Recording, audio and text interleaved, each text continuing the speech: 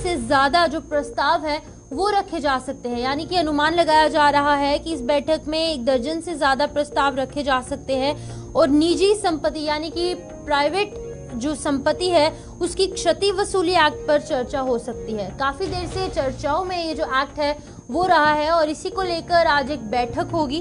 वहीं पर आपको बता दें कि देहरादून में धामी कैबिनेट की ये बैठक होगी जिसमें कि सीएम पुष्कर सिंह धामी भी मौजूद रहेंगे। तमाम आला अधिकारी इस बैठक में मौजूद रहेंगे और पुष्कर सिंह धामी सीएम भी यहाँ पर मौजूद रहेंगे और इस बैठक में 1 दर्जन से ज्यादा जो प्रस्ताव हैं वो रखे जा सकते हैं। आपको बताते चले कि निजी संपत्ति की क्षति वसूली का जो एक्ट है जो कि काफी देर से चर्चाओं में चल रहा है, इस वसूली एक्ट को लेकर के जो चर्चा है वो हो सकती है। और वहीं पर अगर कैबिनेट के साथ साथ अगर हम चुनावों से इसको रिलेट करेंगे तो 2024 के चुनाव जो है वो भी नजदीक है और उसको लेकर भी इस बैठक में कहीं ना कहीं चर्चा जो है वो देखने को मिल सकती है। वहीं पर जिस तरीके से चुनावी सरगर्मियां जो है वो तेज होती हुई नजर आ रही है, दौरे देखे जा रहे हैं, मीटिंग्स देखी जा रही है, जो उच्च स्तरीय बैठक है उनका दौर लगातार जारी है। वहीं पर देहरादून में भी धामी कैबिनेट की जो मीटिंग है वो आज यहाँ पे की जाएगी। तमाम जो आप विजुअल्स देख रहे हैं उसी कैबिनेट मीटिंग के विजुअल्स जो है वो साझा किए जा रहे हैं जहाँ पर कि देहरादून में धामी कैबिनेट की मीटिंग की जाएगी। इसमें सीएम पुष्कर सिंह धामी के साथ साथ तमाम जो आला अधिकारी हैं, तमाम जो बड़े राजनेता हैं वो इस कैबिनेट बैठक में जो है वो शामिल होंगे। और इस बैठक में अगर खास तौर पर हम निजी संपत्ति क्षति वसूली एक्ट की बात करें तो ये एक्ट जो है काफी देर से चर्चाओं में था और इस एक्ट को लेकर भी जिस तरीके से यहाँ पर बात करेंगे तो चर्चा हो सकती है। वहीं पर बैठक में 1 दर्जन से ज्यादा प्रस्ताव रखे जा सकते हैं।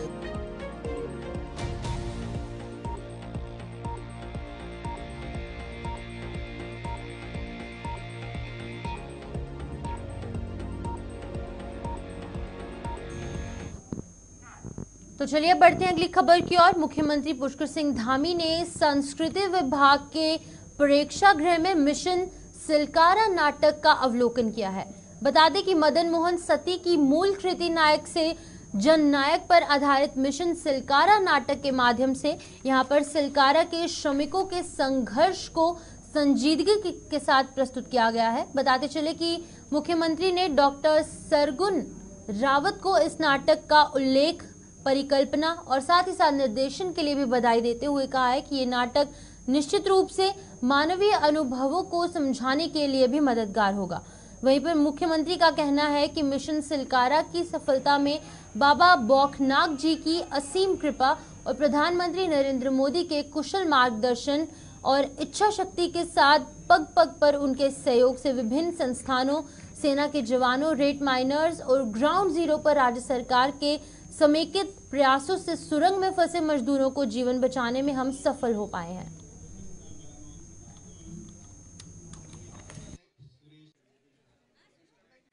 देखिए, सिलक्यारा की जिस प्रकार से विषम परिस्थितियां थी, उन परिस्थितियों से माननीय मुख्यमंत्री श्री पुष्कर सिंह धामी जी ने जिस प्रकार से उन्होंने रेस्क्यू किया और पूरे विश्व की बेस्ट टेक्नोलॉजी के लिए माननीय प्रधानमंत्री श्री नरेंद्र मोदी जी ने बेस्ट टेक्नोलॉजी के दुनिया की उस टेक्नोलॉजी को यहाँ पर भारत में लेकर आए और हमारे जो रेड माइनर्स, जो हमारी पुरानी जो एक पद्धति है, उसके द्वारा जो है उन जो मजदूर 41 मजदूर जो हमारे फंसे हुए थे उनको सुरक्षित बाहर निकाला।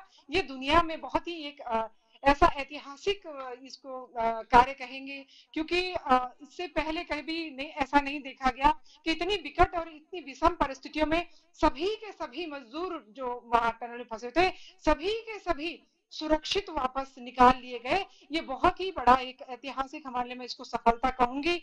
और जिस प्रकार से, क्योंकि सिलक्यारा की जो ये जो घटना है, इसमें जो हमें जो ऐसी सफलता मिली है, आने वाले समय में इस प्रकार की कोई घटना, ऐसी घटना भी न पुनरावृत्ति न हो, इसके लिए माननीय प्रधानमंत्री श्री नरेंद्र मोदी जी और माननीय श्री पुष्कर सिंह धामी जी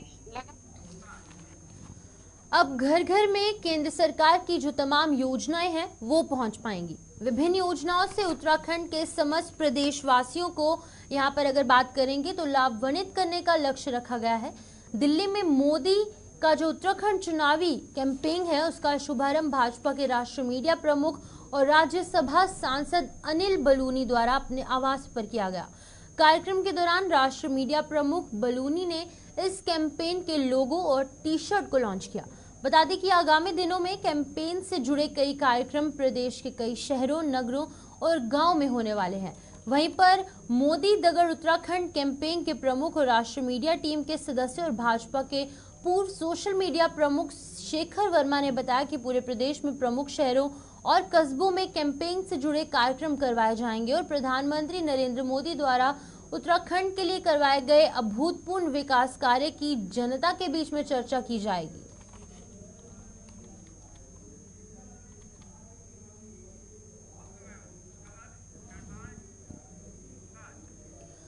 आगामी लोकसभा चुनावों की बात करें तो इसको लेकर भाजपा हैट्रिक बनाने के लिए तैयारियों में जुट चुकी है, जिसके चलते कि भाजपा महिला मोर्चा की अगर बात करेंगे तो वो 4 मार्च से 3 दिवसीय कार्यक्रम आयोजित कर रही है। और इस बात को लेकर भाजपा महिला मोर्चा की प्रदेश अध्यक्ष आशा नौटियाल ने कहा कि 4 मार्च को रन फॉर पीएम यानी कि रन फॉर मोदी मैराथन दौड़ होगी, जिसमें कि हमारे विभाग की महिलाएं दौड़ लगाएंगी और साथ ही साथ 5 मार्च को हर विधानसभा में स्कूटी रैली और पदयात्रा की जाएगी, जिसमें कि हम मोदी द्वारा किए गए महिला उत्थान और महिला सशक्तिकरण के कार्यों को जन जन तक पहुंचाने का काम करेंगे।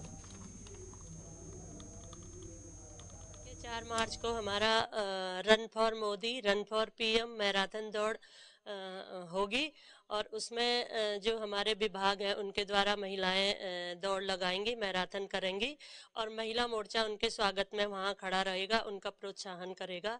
ये दौड़, ये मैराथन हमारे देश के यशस्वी प्रधानमंत्री मोदी जी के लिए समर्पित होगी।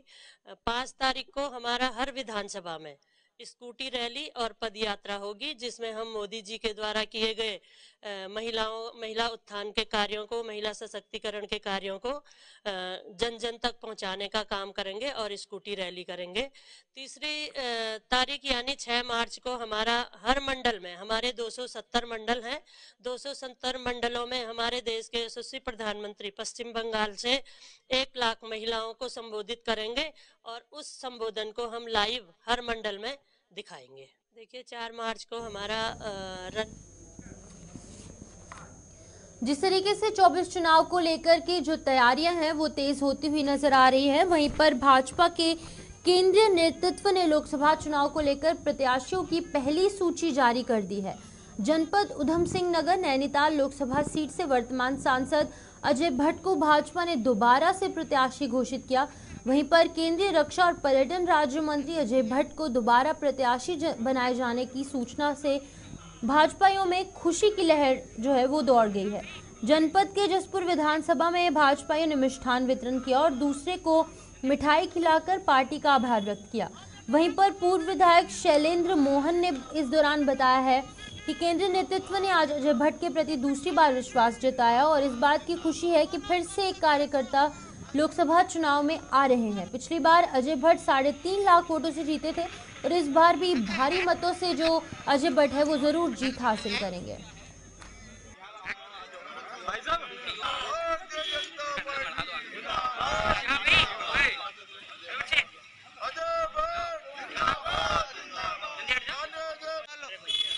हमारे केंद्रीय नेतृत्व ने माननीय अजय भट्ट जी के प्रति दूसरी बार अपना विश्वास जताया है और हमें खुशी है कि हमारे बीच के ये एक कार्यकर्ता फिर से लोकसभा चुनाव में आ रहे हैं। पिछली बार माननीय भट्ट जी 3.5 लाख वोटों से जीते थे और इस बार सभी कार्यकर्ताओं ने ये संकल्प लिया है कि इस बार 5 लाख से ज़्यादा की जीत उनको अर्जित कराएंगे और जो मोदी जी का सपना है 400 पार एनडीए हो, उसमें हम अपना सहभागिता दें। लोकसभा चुनाव में प्रत्याशियों के नाम की घोषणा में भाजपा ने कांग्रेस से पहले बाजी मार ली है। भाजपा का आलकमान ने उत्तराखंड के नैनीताल, अल्मोड़ा और टिहरी लोकसभा सीट पर अपने प्रत्याशियों के नाम की घोषणा की, जिसके बाद कि अब कांग्रेस भी जल्दी ही अपने प्रत्याशियों के नाम की घोषणा करने जा रही है। हल्द्वानी स्थित अपने आवास में नेता प्रतिपक्ष यशपाल आर्य ने पत्रकारों से बातचीत में बताया कि 5 मार्च को कांग्रेस स्क्रीनिंग कमेटी की दिल्ली में बैठक होगी, जिसमें कि सभी 5 लोकसभा सीटों पर प्रत्याशियों के नाम पर फाइनल चर्चा की जाएगी। इसके बाद जो पैनल बनेगा वो सेंट्रल इलेक्शन कमेटी के पास अपनी रिपोर्ट भेजेगा, जिसके बाद की सभी 5 लोकसभा सीट पर प्रत्याशियों के नाम का ऐलान कर दिया जाएगा।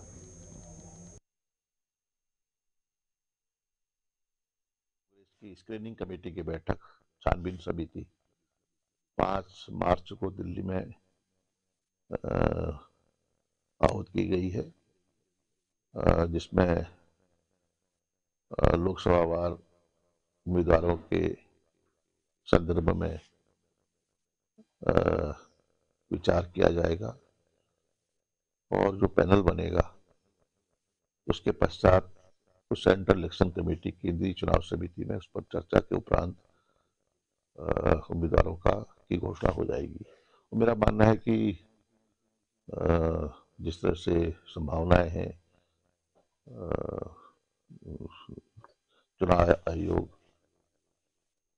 चुनाव की घोषणा भी कर सकते हैं, लेकिन मेरा मानना है।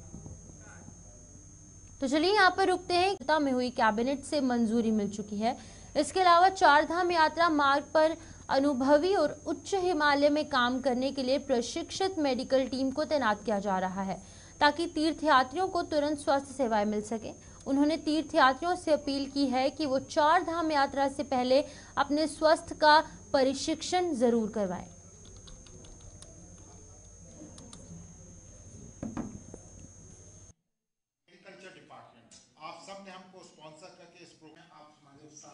देखिए, 4 धाम यात्रा की जो तैयारियां हैं उसको लेके मुख्य सचिव महोदया के स्तर पे भी मीटिंग हुई थी। और इस बार जो हमने पिछली बार भी जो चीज़ें की, जैसे हम लोगों ने SOPs जारी की थी 11 लैंग्वेजेस में, हमने हेल्थ चेकअप भी करवाए, हमने जगह जगह POCT मशीन्स भी लगाए जिसमें बेसिक पैरामीटर्स हेल्थ टेस्टिंग की गई। वो चीज़ें इस बार हम रिपीट तो करेंगे ही, लेकिन उसको और ज़्यादा स्ट्रक्चर्ड फॉर्म में हम लोग इसको करने वाले हैं। और जैसे पिछली बार कोई भी यात्री है उसके हेल्थ रिलेटेड डिटेल्स भी जो है प्रदर्शित होते थे, उसको हम लोग इस बार भी कर रहे हैं in cooperation with the tourism department. और जो डॉक्टर्स हैं जिनको हम पोस्ट करेंगे, दूसरे हेल्थ स्टाफ भी हैं जैसे फार्मासिस्ट हैं, इनको हम लोग इस बार हाई एल्टीट्यूड ट्रेनिंग भी दे रहे हैं और इंश्योर करेंगे कि जो सबसे फिट है वो पोस्टेड रहे।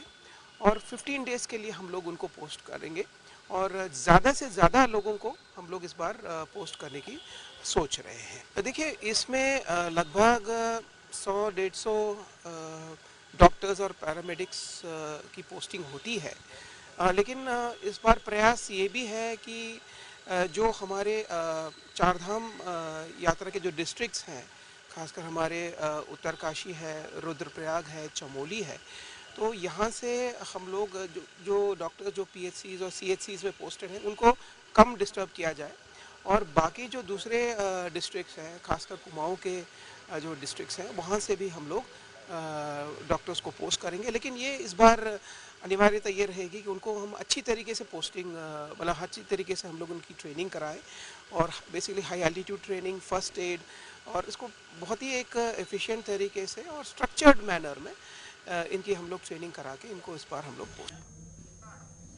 तो चलिए अब मौसम के हवाले से बात करेंगे। जिस तरीके से 3200 मीटर के ऊपर के इलाकों की अगर बात करेंगे तो यहाँ पर ओलावृष्टि और बर्फबारी की संभावना जताई गई थी, लेकिन रुड़की जैसे इलाके में भी यहाँ पर जो है वो भारी ओलावृष्टि देखने को मिली है और हाईवे पर बर्फबारी की तरीके से जो जाम है वो भी लग चुका है और उसी के साथ साथ ओलावृष्टि के कारण फसलें भी जो है वो तबाह होती हुई नजर आ रही है।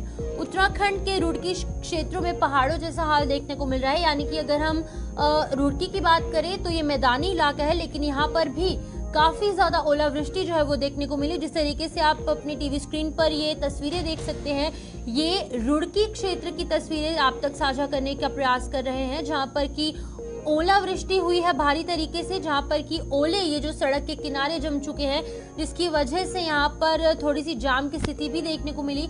वहीं पर इतनी ज्यादा ओलावृष्टि के कारण यहाँ पर किसानों का बुरा हाल है, किसानों की फसलों का यहाँ पर बुरा हाल हो चुका है, काफी नुकसान इन फसलों को पहुंचा है। वहीं पर जिस तरीके से हमने आपको कुछ दिन पहले अपडेट करने का प्रयास किया था कि 3200 मीटर के जो ऊपर वाले इलाके हैं वहां पर कहीं ना कहीं जो बर्फबारी है उसके आसार जताए जा रहे थे, लेकिन उसके बाद यहाँ पर रुड़की जैसे मैदानी इलाके में भी यहाँ पर भारी बारिश और बर्फबारी, अगर हम बात करेंगे ओलावृष्टि की, तो ओलावृष्टि यहाँ पर देखने को मिली। इस तरीके की तस्वीरें कुछ सामने नजर आ रही हैं, जैसे लग रहा है कि बर्फबारी है, लेकिन आपको बता दें कि ये ओलावृष्टि हुई है, काफी ज्यादा ओलावृष्टि हुई है और सड़क के किनारे ये ओले जो हैं वो जमे हुए पाए गए, जिसके बाद कि लोगों को यातायात संबंधी जो दिक्कतें हैं वो पेश आई। और उसी के साथ साथ किसानों की यहाँ पर बात करना चाहेंगे, किसानों को भारी नुकसान का सामना करना पड़ा, काफी ज्यादा नुकसान उनकी फसलों का यहाँ पर हुआ है, जिसके बाद उन्होंने प्रशासन से मुआवजे की मांग की है। उनका लगातार यही मांग है कि जो उनकी किसानों की जो फसलें हैं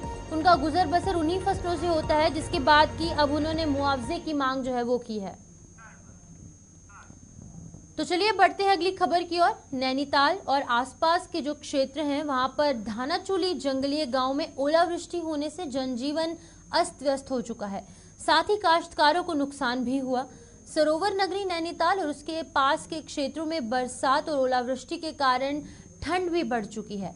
इधर मुक्तेश्वर, रामगढ़, नथुवा खान, देवस्थल, ओलाखंडा और साथ ही साथ जो उच्च पहाड़ी क्षेत्रों में ओलावृष्टि देखने को मिली और इस ओलावृष्टि से काश्तकारों की जो फसल है वो तबाह हो गई है। अब जंगलिया गांव में भारी ओलावृष्टि के कारण मटर और साग जैसी जो हरी भरी सब्जियां हैं उनको भारी नुकसान हुआ है। फसल नष्ट होने से किसान ने कृषि, उद्यान और राजस्व विभाग से निरीक्षण कर उचित रिपोर्ट शासन को भेजने की मांग की है, ताकि इस आसमानी आफत से उनको फसल नुकसान के तौर पर कुछ राहत मिल सके। साथ ही सड़कें भी जो है वो बुरी तरीके से बाधित होती हुई नजर आई हैं।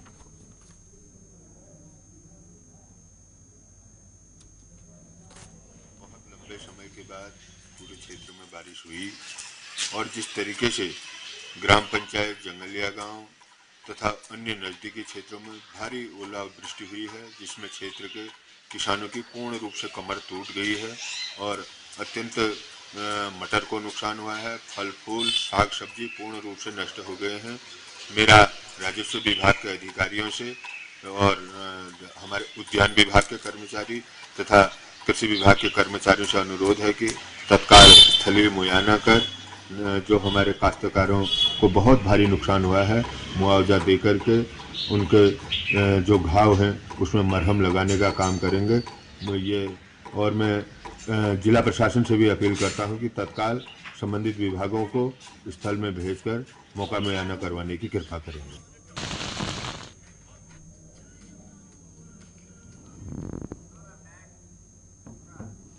नैनीताल और आसपास के क्षेत्रों में लगातार बारिश से जीवन अस्त व्यस्त होने के साथ ही वहां पर निर्वाचन कार्यालय के पीछे बने हुए क्वार्टर्स की सुरक्षा दीवार गिर चुकी है। बता दें कि नैनीताल में निर्वाचन कार्यालय के पीछे बने क्वार्टर्स की सुरक्षा दीवार जो है वो भर आ गई है और जिससे कि नीचे बने घरों को भी खतरा पैदा हो चुका है। हालांकि घटना में कोई जानहानि नहीं हुई है, लेकिन दीवार के गिरने से मकान का पीछे का रास्ता बंद हो चुका है। आप में कैसे रहेंगे अभी अब डर तो है आंटी यार, ठीक क्या करते हैं।